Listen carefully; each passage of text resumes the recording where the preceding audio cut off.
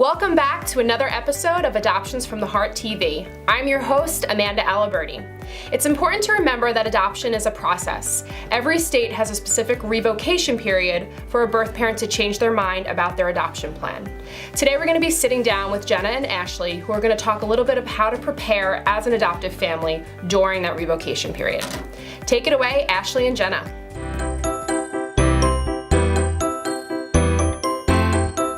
When talking about this topic, adoption language is really important.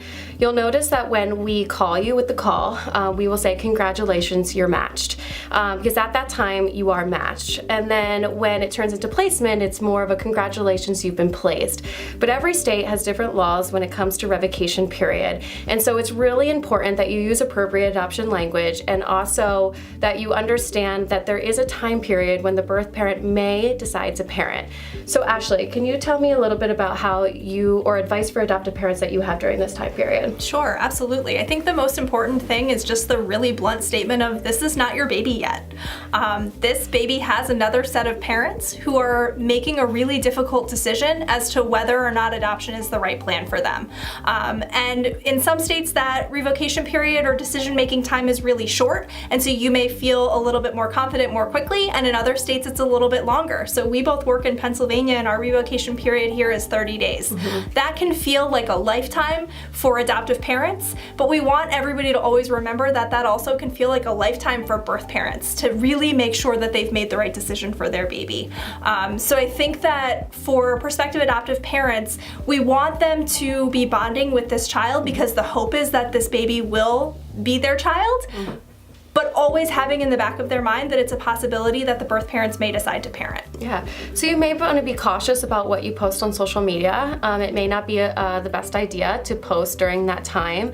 You have to remember that whomever you tell of the placement, should the revocation occur, you then have to untell, and that could be very painful. And so you definitely want to be cautious, especially if you have other children.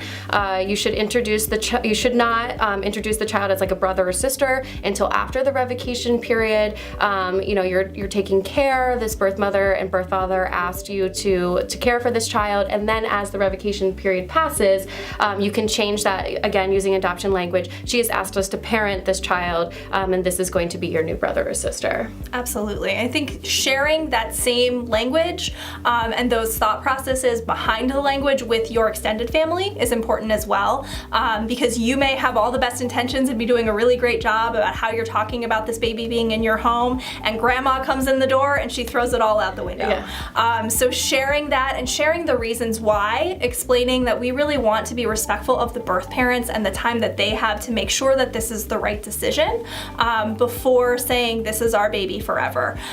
You may also want to think about whether you're going to have a baby shower, how you're going to deal with gifts, because it's the same sort of idea of anything that people give you is if it's for this specific baby, do you need to give it back to them? Do you want to maybe hold gifts and open them, maybe have a party to welcome the baby after that revocation period has ended? Those are different things that adoptive families do to sort of deal with that process. Right, and you also want to make sure that you're keeping up with your contact and your future contact agreement during this time. That's also very important to do. And you also just want to make sure that you use this time to bond as a family.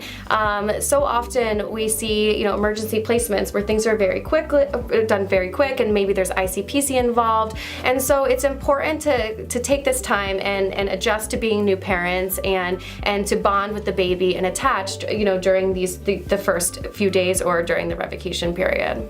Right, and ICPC, Jenna mentioned, is interstate, which basically means that the baby and the adoptive family are from two different states, and there's a little bit more paperwork involved. And so that can make sometimes situations will feel a little bit more difficult, but can also be helpful. So if you can't bring that baby home, maybe you don't have as many visitors, and you can keep a little bit of distance and be a little bit more respectful of the birth parent's time to make sure they're making the right choice. Right.